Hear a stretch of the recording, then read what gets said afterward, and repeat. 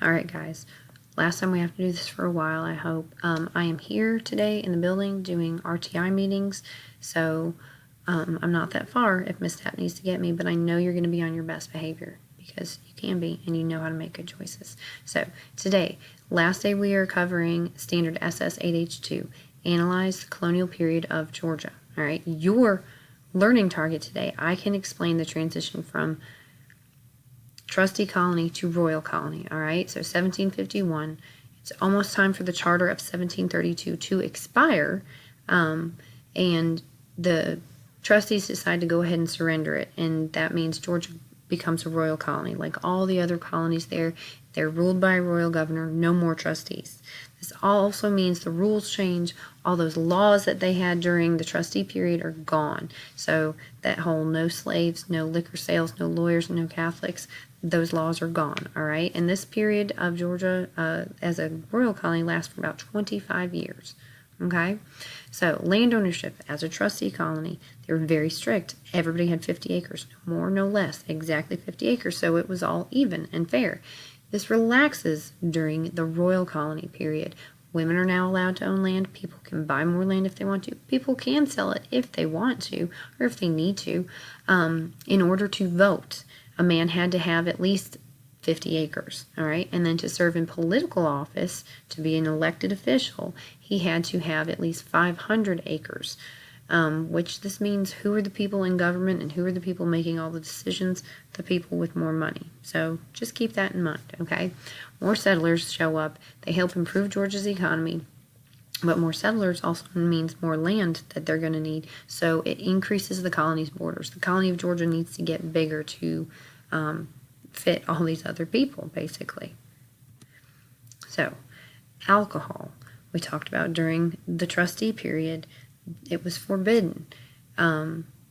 Despite being forbidden, there were probably people that still didn't enforce that, so there's a chance that there was alcohol in here. However, during the royal period, the rum production increases in the colony, meaning that there's no restrictions anymore, so they make and purchase and sell as much hard alcohol, as much rum as they want to, okay? Slavery also changes. It's not legal during the trustee period. It's a big no-no. They're not allowed to have slaves. But slavery becomes legal at the end of that period, so by the time they're a royal colony, they are able to have slaves. So colonists move to Georgia to expand their crops, to plant more, to grow more, and they bring their slaves with them, okay? And then they also trade with other people, and people buy more slaves and bring them in. This increases the amount of rice crops and other crops in Georgia, and the economy improves. But from 1750 to 1775, which is the year right before the American Revolution starts, the number of slaves goes from 500 to 18,000. That is a huge jump, guys. All right, government also changes. Trustee period, 21 trustees, men that run the colony together. Royal colony, the governing goes to the king. He gets to handpick, come and say, I want you to be the royal governor. I want you to go run the colony of Georgia, okay? He is part of the government of Georgia as far as there are 3 branches of self-government, self meaning they get to elect their officials, some of them, just like we have in our country and in our state today. So the executive branch, that was headed by that royal governor. So no, he wasn't elected. He was appointed. He was chosen by the king. But the General Assembly was comprised of an elected House of Commons and an appointed upper house, meaning 2 houses like we have today. Some of them are elected, some of them are chosen. And then the judicial branch, the judges, the court system, that was the court of conscience. Okay? The last part, goods and services produced and traded in colonial Georgia.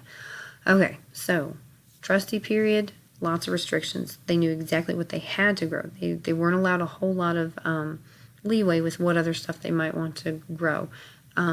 And remember, they're all restricted to only 50 acres. Now that it is a royal colony, the economy is going to improve because some people who are really good at growing this stuff, they're able to buy more land. They're able to plant more. They're able to be successful. These goods still include silk, rice, indigo, but some new ones: timber or wood, tobacco, and furs. Obviously, they were not planting furs, but hunting and trapping animals, and then collecting or saving the furs to sell. All right, so sorry, even on a screencast-matic, you can't get away from my cough. So we talked about mercantilism last week. We talked and talked. I know you guys know this. The whole point of mercantilism is that England wants to sell stuff. In order to sell stuff, they have to have raw materials. There's not enough places in England to make these raw materials. That's where the colonies come in. The colonies are able to provide all these raw materials so that they can have them to sell stuff, okay? Because before then, they had to buy it from other countries. Now, they've got the colonies to make it. They can turn around and sell it, make more money. It's good for everybody involved. Okay. So, today, after you finish this, you need to go back to the homepage on Canvas. You need to scroll down to Review Games. On Review Games, you scroll down until you see the Colonizing Georgia, Nearpod. That is where you go to do your Nearpod today. It's a long one. Remember, as you do it, you have to be sure to put your name on, not your student number, your name. And if you have the same name as somebody else, please give me at least an initial for your last name. Make sure you are submitting on each page when you do it. And when you are done with that, if you finish before class is over, if you finish with enough time, you need to get a copy of the study guide from Miss Tapp. Okay? I will see you guys tomorrow.